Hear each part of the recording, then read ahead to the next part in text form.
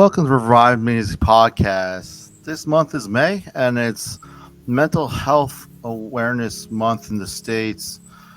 This month, I kind of tagged remembering our names. Names hold a lot of value, personalizes the individual. Names can conjure both fond and unpleasant memories in our lives. So this month, we recognize mental health and all that may include the bad, the ugly, and how it can be hard for not only the person experiencing it, but those who are surrounding that individual. Today, we have a returning guest, Sylvester Jenkins. Thank you so much for coming on and sharing your insight with us today. Okay.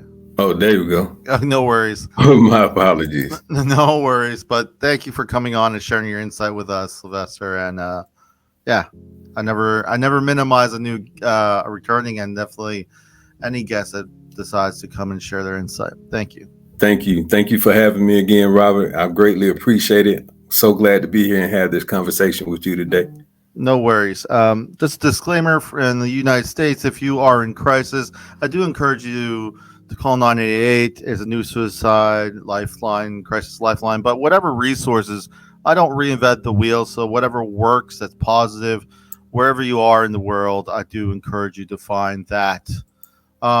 When we think about mental health, we think about some of the notable celebrities, some people that we've seen on that we grew up with. I remember Robin Williams. Was it like so everyone was always so happy.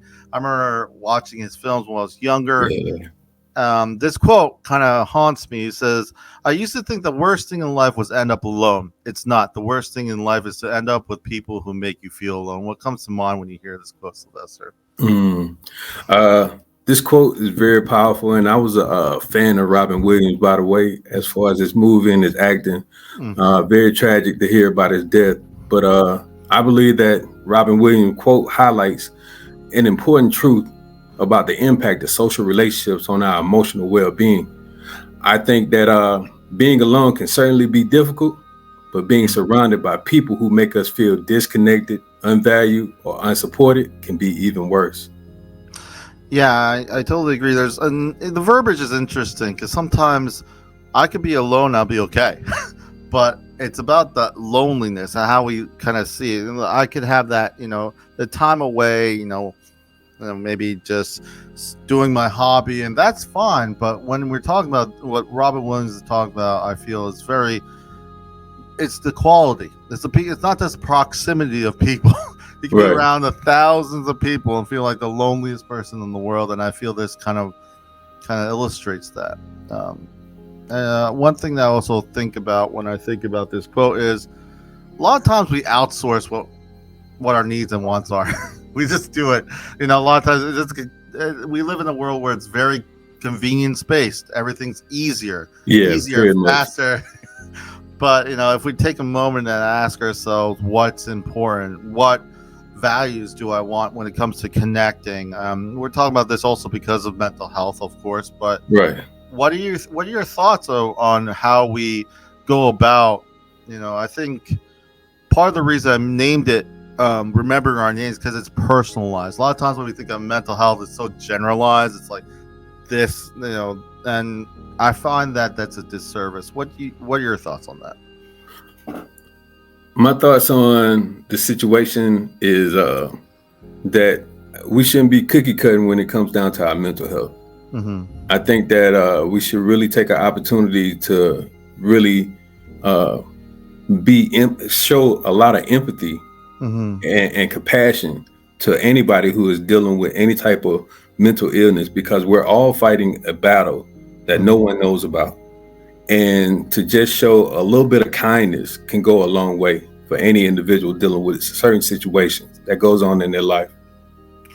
Yeah, and I do feel like no matter, even I have a great idea for a friend or my spouse, of like to help them, it really has to come from the individual.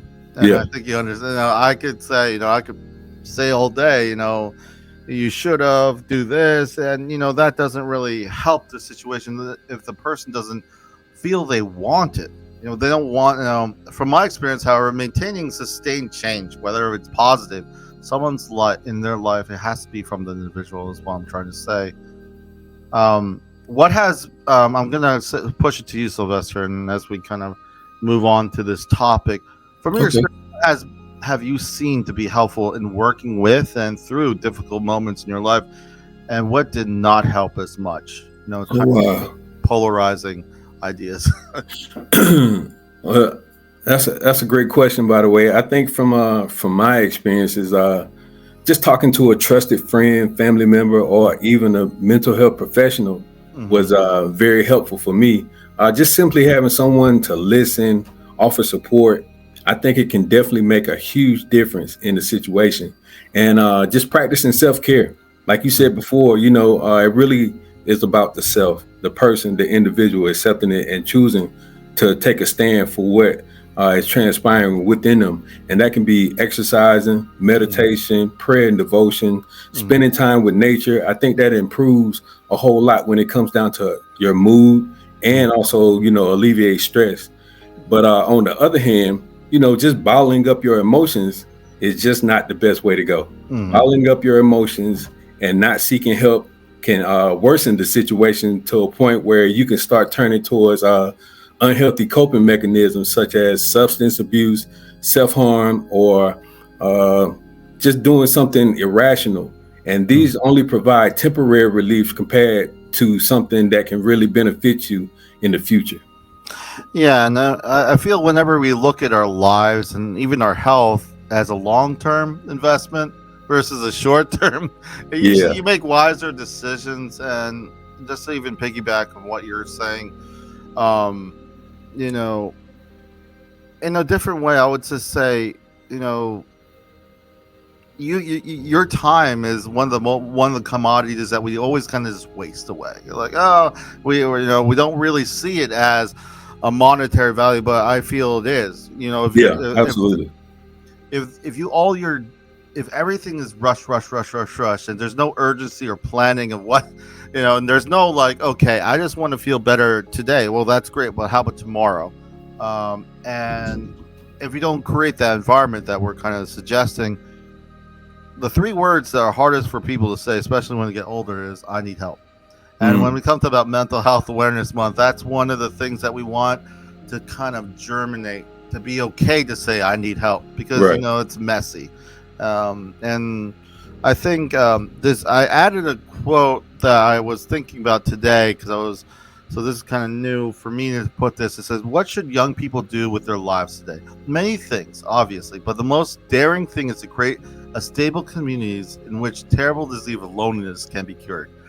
Like a lot of times, the inclusion part doesn't we are in a community that sometimes we overlook the ones around us, and when we think about mental health, it's easier when it's a little bit more distant. But I think Robin Williams will love this quote. I think he would love the idea that we're actually intentionally thinking about the community and how we treat one another, and how it is something that has to be intentional, because Hmm. a lot of us are distant within our own household. We'll be seeing families and like family reunions all on our phones, not talking to each Yeah. other.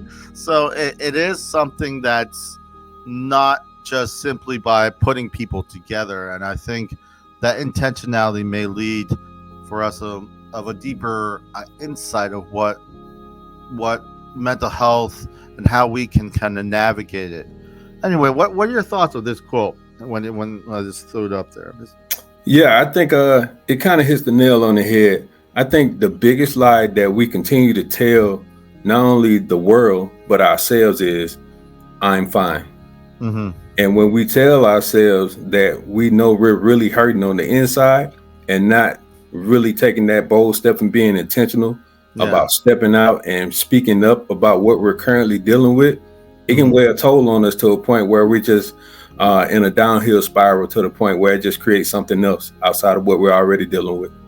Yeah, and I feel that a lot of times me working in the mental health field is the question I have is it more important to seem okay or seem like you're doing better, or actually being better, or Mm, actually feeling better? There's a lot of stigma, of course, a lot of movement is trying to break the stigma, but it really comes from the individual self. It's not how we We can't have everyone understand. I know my parents, my parents' generation, they never were exposed to this, so they won't have, I guess, the experiences that maybe you or I may have as Right. you were younger. So, at the same time, it's not that they don't love or care for us. It's more that there's just sometimes a gap of understanding. And Right. at the same time, at the end of the day, I could say a lot of nice words to you, Sylvester, but at the end of the day, if you don't feel like they're real, if you don't Yeah. feel like they're honest, they're not going to mean much. And I Right. feel like if we take time to think about our own lives as value. So if someone calls me, the concern wouldn't be, oh, if I don't answer the phone, that then they won't like, then I am, that it's my fault. The need should be also your needs too. So Yeah. when I ever talk about assertive communication, is people are like, well, I'm an introvert. I'm like, doesn't matter. Like the whole point of assertive communication is that both needs are effectively communicated. That's it. Absolutely. So, um, mental health can be overwhelming and lonely for those going through it. And I feel navigating through this can bring guilt. Obviously, culturally, that's hard. A lot of times different cultures have different Yes. ways of handling it. And Yes. consequently, there are times, and not this is not about, oh, which community or ignores it more than the other, but it happens on any community. It's messy, and it's sometimes, I think Albert Einstein says it this way: the world is a dangerous place, not because of those who are evil, but because those who look and do nothing. You've seen this in a more prevalent way, but I see it more subtly and passively when people generalize mental health. They're like, oh, these people, oh, that people. And then the idea is, when we put a name on it, it's different. When it's no longer just those people, and it's my daughter, or it's my son, it's my wife. Right. It becomes more real. And that's why I felt names bring so much humanity to the whole individual. Right. So what are your thoughts when you think about Albert Einstein's quote here? Yeah, so I feel like this quote highlights the importance of not remaining silent in the face of mental health challenges. Like, instead, it's telling us that we should take action to create a more just society where individuals with mental health challenges can thrive. And I don't feel like we're doing that currently at this time. It's a small amount, but I think the more we bring awareness to it, the better it will be. Yeah, and I feel it's not these grand gestures. It's the little ones. It's the ones that you follow up. The whole. It's not about one thing I noticed, especially people who have lost someone, especially during the COVID or whatever part. Grieving is a hard thing to go through. But one thing that I've noticed, I actually experienced, is it's not the actual funeral that's hard. The hard thing is the day after. The Monday you go back to life, because no one even knows. No one knows what you're going through. No one knows why. And life keeps moving on. You're just like, oh, wait, I'm not ready for this. I'm not ready to move on. And that's where it gets hard. And I feel, on that same note, it would be nice if we didn't need to be reminded month by month of these kind of important topics. We have Mental Health Awareness Month. We have other months that kind of highlight things that, hey, these people struggle. These are some things that we should remember. In fact, earlier this year, there's Black History Month, reminding us of the kind of how we as humanity had treated each other during those dark periods of humanity. True. So it's these are reminders. It'd be nice if we didn't have to be reminded that there are mentally health people who are struggling out there. But we are humans, and we do need to be reminded. So with that being said, I think the best way to remind ourselves is by remembering who these people are, not what the disease, what the facts and numbers are. No one cares at the end of the day, especially if it's close enough to them. Yes. Any thoughts on that? Anything you want to add? No, I think you hit the nail on the head with what you brought up just a minute ago. I think that was perfectly said, and I'm in total agreement with you, because I feel just as much that although that this is something that we should know, and it shouldn't have to be brought up on multiple occasions in order for us to remember that our mental health is important. But then you also get caught up with, real world situations in life. Yeah. And sometimes you have to have that reminder in order to say, oh, let me take a knee real quick and focus on my mental health. So it kind of, a double-edged sword, but overall, I agree with what you said. I think at the same time, that's why I love comedy. Comedy is that line between the truth and what's it keeps us honest, because the thing is, especially working in the mental health field, it's a very humbling experience, because there's sometimes very little I can do, and at the same time I also I think when we know our limits, we're able to do more, because we're not stuck with the fluff. We're just doing what we can do. Right. We realize what we can't do, but we also are very intentional of the things we can do. I'm thinking about Mental Health Awareness Month, and it means a lot for different people. And then I thought I want to hear your take. What would you like Mental Health Awareness Month to be remembered this year for? I would like it to be remembered as a month to break down stigma and barriers to care, and empower individuals to prioritize their mental health and well-being. Just totally, as we spoke on just a minute ago, to really emphasize on those matters instead of just focusing on the job, or make it a priority. Take the opportunity to say, hey, this week we're going to focus on self-care, and we want you to take this opportunity to do something that's going to help you to alleviate stress, to really, fill your cup up, so therefore you can be better when you're working with any type of organization. I think that's what should happen. Yeah, and I feel when you have these kind of, I would like to say, safe spaces, then if I backpedal, or if I maybe go back to a negative habit, accountability is not such a bad word. Accountability stops being a bad word, because your life matters more than how your scorecard looks. Right. A lot of times I feel, especially even the health, like medically, if you're trying to be healthier, sometimes I ask, why do you want to be healthy? Well, I want to look better. Okay, that's great, right?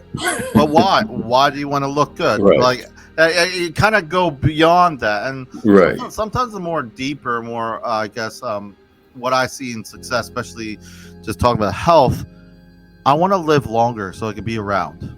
Yeah, it's more simple. Sometimes we make it all these other things, and I feel when we break it down, I think it's the same way with mental health. I think what I would like to see is that they treat mental health as medical. So if I have an issue, it's not working, I don't just sit there like, I don't know. Like, all of us have brains. All of us has ways to kind of research what will work, what won't. Right. Write down what doesn't work. This is not a phase. A lot of times I feel people treat it differently than medical. I think that's what I would like people to kind of consider not to. If you're going to a mental health outpatient clinic, you don't really like, or you're not responding to medicine, and you'll think this is strange for those listening, but sometimes a lot of times these people don't have much social communication, so they're going to see maybe it's the provider, mental health provider, and the provider's like, oh, this medicine may work, but what if it doesn't? Right. One thing I try to empower all my clients is that, tell him, whoever it is, tell them that it's not working. Right. And because the thing is, you're not doing yourself favors. It's not, you don't want them. And it sounds very small, but if you're not taking your mental health and your self-care seriously, you're gonna be chasing. Unfortunately, you're gonna minimize your ability to think that you can have self-care. You're gonna say, when I talk to you, do you have a hobby? You're like, well, why can't I have it? No, I don't deserve a hobby. You start not having or not valuing your time, because you're living someone else's life. And I feel, in a long-winded way, yeah, it's messy. Yeah, you would like to not have these issues happen, But at the end of the day, what do you want? A lot of times I hear a lot of outsourcing ideas, which are good, but I like to hear what the individual wants. And I think what I like people to remember that the people with mental health have names, have desires, have things that they want to do. And I would like Right. them, just like Sylvester's saying, to feel empowered that they could say something. They Right. could say, I want help. I need help. And we provide a community that fosters that. It doesn't shame them. Oh, here again, he's back in the hospital. Right. Who cares? At the end of the day, he's still alive. She's still alive. You know, at the end of the day, they're choosing to do better. And obviously, it's not a perfect system, but that's why I think in personalizing your experience when it comes to mental health, I think it gives more substance. It gives more reason, more purpose of what you're doing. Yes. The theme of this month is remembering your names. I know I said that earlier. My thoughts. What are your thoughts when you think about this theme? What do you think it means to you when we say the words "Remember Our Names"? Tribute to Mental Health Awareness Month. Yes, and I've been listening to you, speak on this during the process of us talking, and to me, it signifies the importance of identity and self-awareness.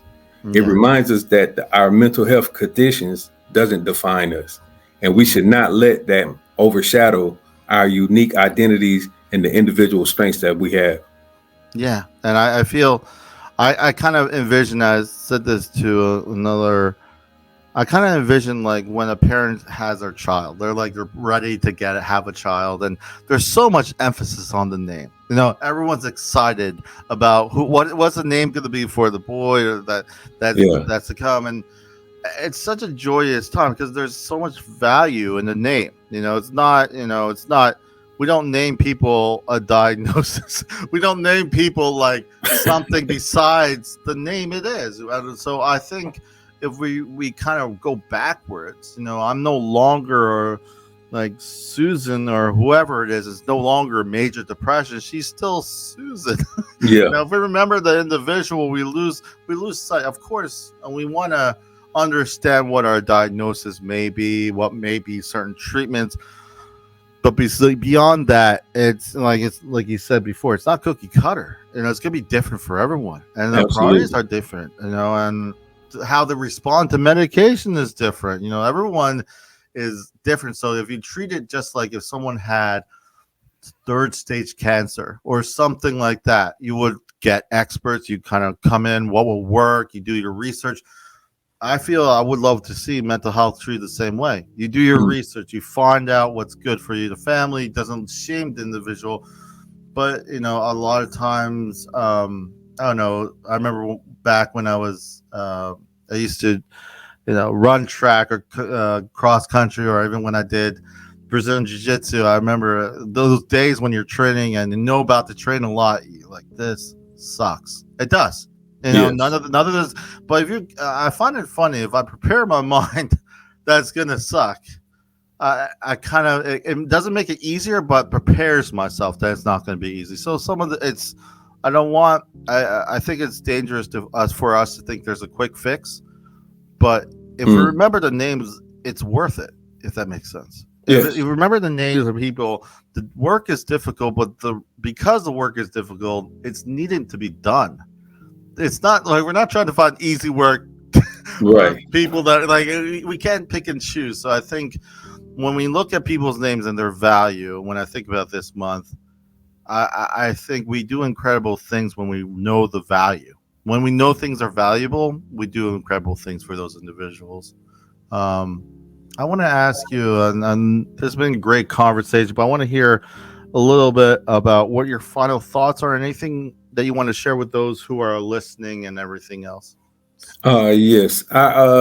Just to touch bases, a little caveat on what you said. The advice that I want to give is just please remember that mental health is a journey, right? Everybody don't move at the same pace. Everybody might not heal at the same pace. It's all at your own timing. And it's okay to seek help and support along the way. And remember, it's okay to not be okay. Let me say that again. It's okay to not be okay. And by taking care of your mental health, Breaking the stigma, practicing empathy and kindness, and advocating for mental health, we can create a more supportive and compassionate world for us all. And I just want to say, quite simply, if you really think about your life, wherever you are listening, watching, if you're watching on YouTube, our lives are always a journey. If you really think about it, it's never really finished. We're always unfinished. Our lives are always. I'm talking to you, Sylvester, but Right. Today is not finished yet, and whatever we are, it's not static. It continues to grow and change, and sometimes if you kind of have, the uncertainties always going to be there.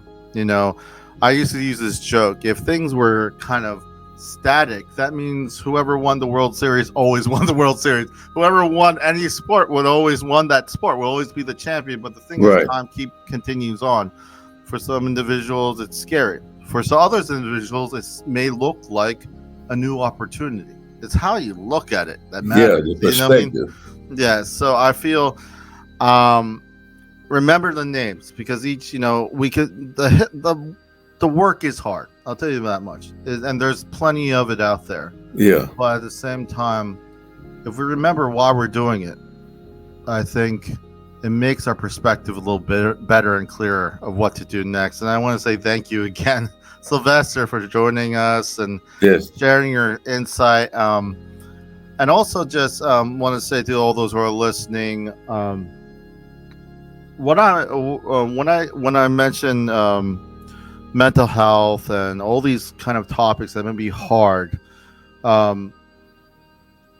these things take time, so give yourself time. I'm not trying to say understanding takes time. So even if what I say may be hard or something that you don't understand yet, it's okay.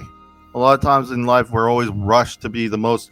I'm not going to know everything, and some things will take different ways of being introduced to really get some understanding. But the point is, it's a journey, just like Sylvester said. And also remember those family members, those people around you, they may not know the right words to say for those who are who are struggling for mental health, but give them grace too. We're all trying to figure this out together.